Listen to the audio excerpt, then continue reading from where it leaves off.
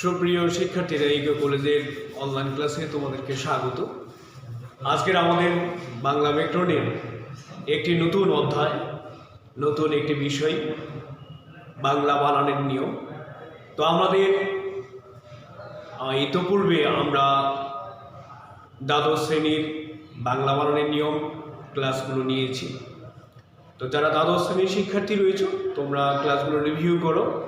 আর একাদশ শ্রেণীর জন্য যেহেতু এটাই প্রথম বাংলা বানানের নিয়ম তোমাদের ক্লাস, তাই তোমরা আগের ক্লাসগুলোর মতো অত্যন্ত মনোযোগ সহকারে ক্লাসগুলো দেখবে। যেহেতু আমাদের বাংলা বানানের এই সমস্যাটা আমাদের অনেক দিন ধরে চলে আসছে, আমাদের বাংলা বানানের অনেক সমস্যা।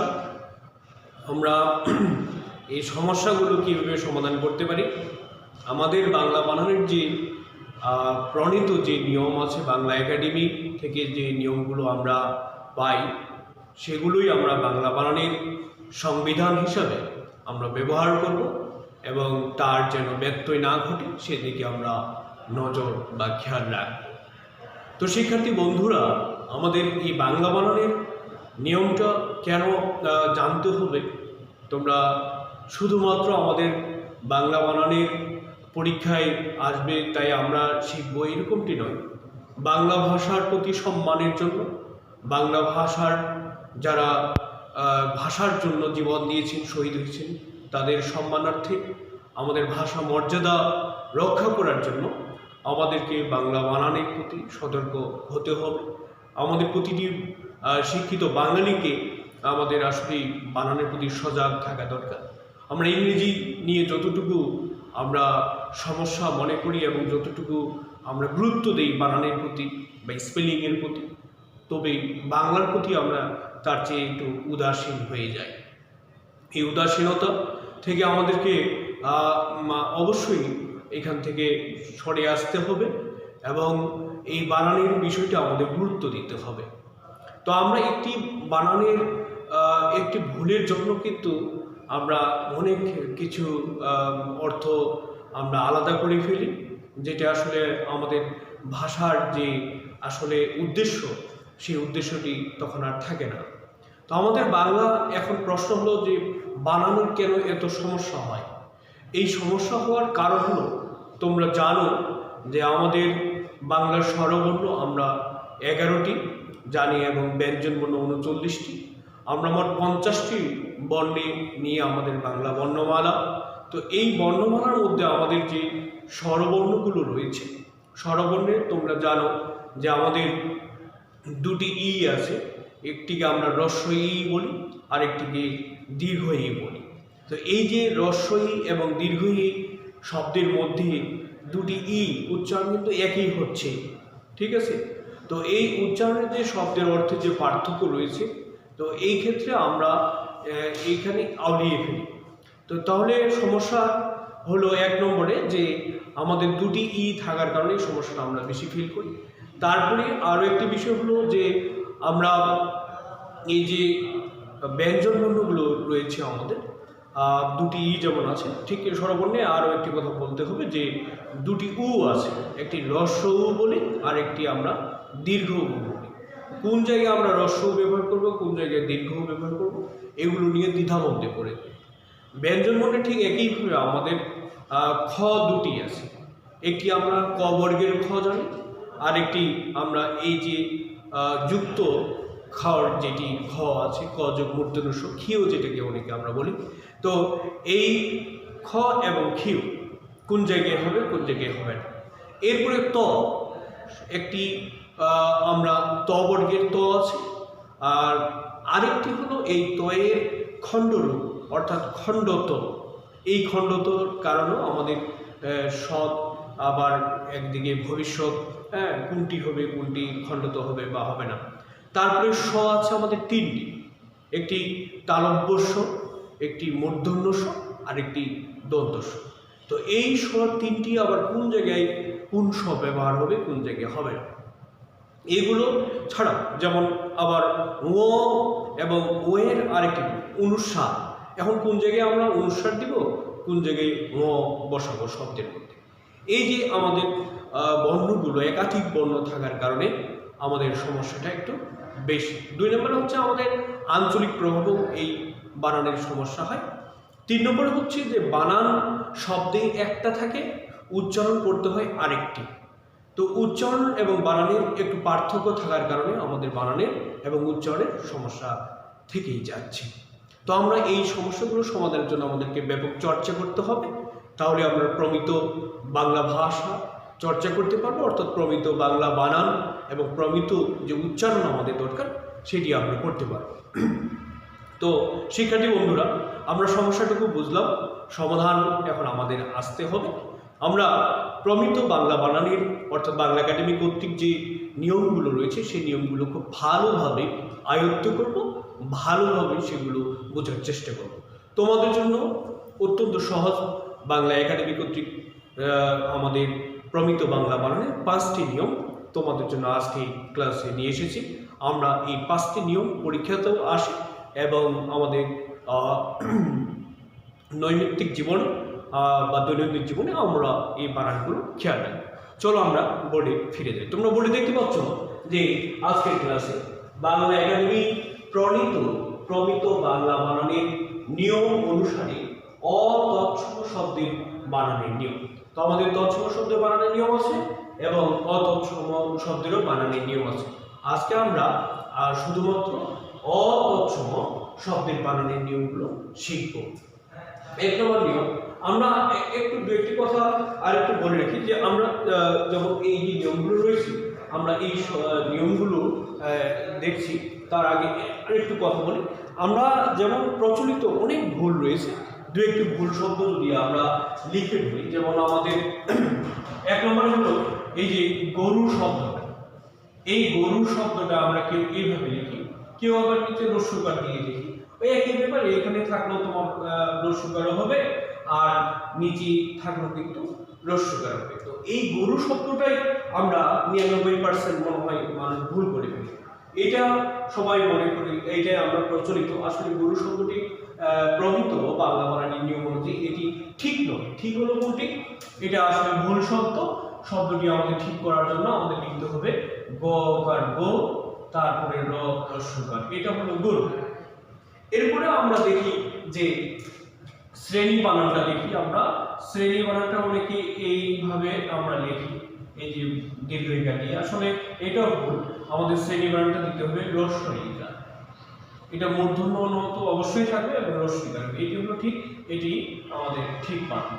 এরপরে আমরা যদি সহকারী, এটি অনেকে সরকারি বানানটা নিয়ে আমরা বিপাকে পড়ে যাই। সরকারি বানান আমরা এরকমই দেখে আসছি, আসলে এটাও একটি ভুল বানান। আমরা সরকারি বানানটা আমরা এটাকে রস্যইকার দিয়ে লিখব, অর্থাৎ সরকারি এরকম সরকারি।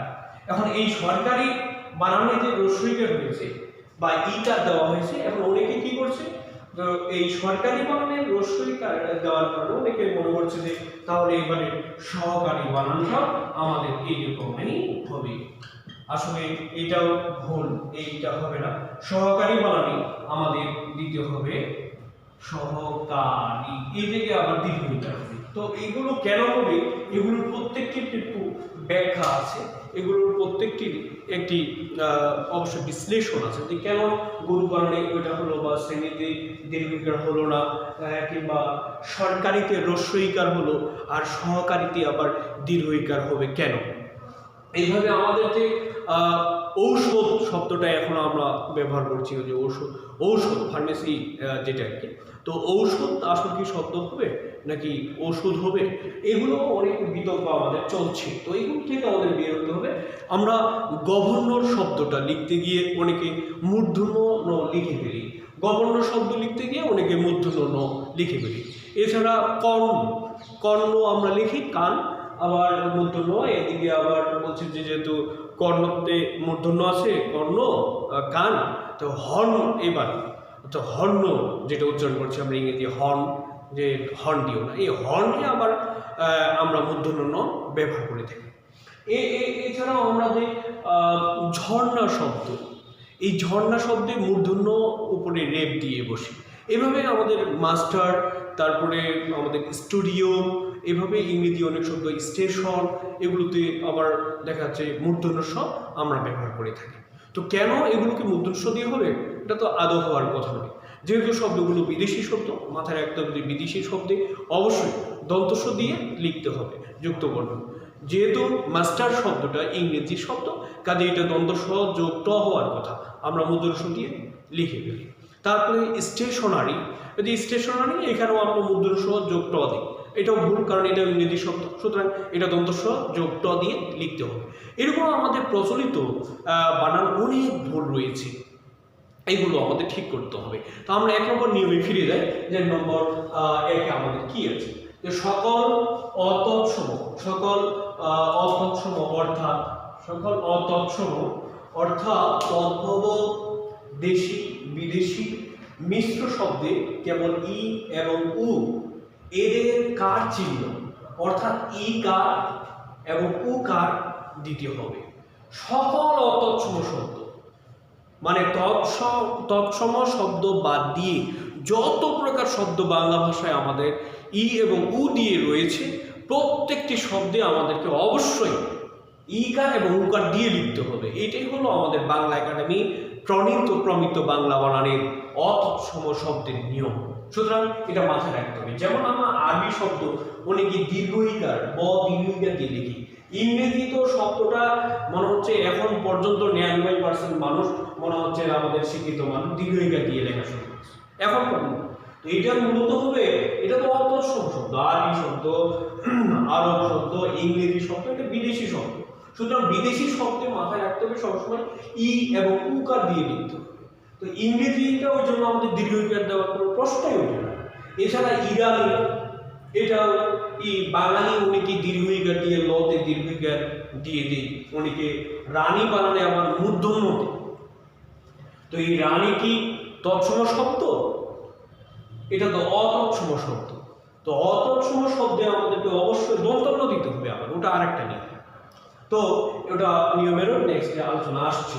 তো আমরা এখানে রানী শব্দে দন্তন্য তো অবশ্যই দিব, পাশাপাশি এখানে ই দিতে হবে, দীর্ঘ ইকার কখনো দেওয়া যাবে না। হিন্দি শব্দ, ওটাও বিদেশি শব্দ, ওটাও অতৎসম শব্দ। সুতরাং আমাদের প্রশ্নে আমাদের নিয়মে কি বলা হচ্ছে, যে সকল অতৎসম শব্দ, সকল অতৎসম শব্দে আমাদেরকে ইকার এবং উকার দিয়ে লিখতে হবে।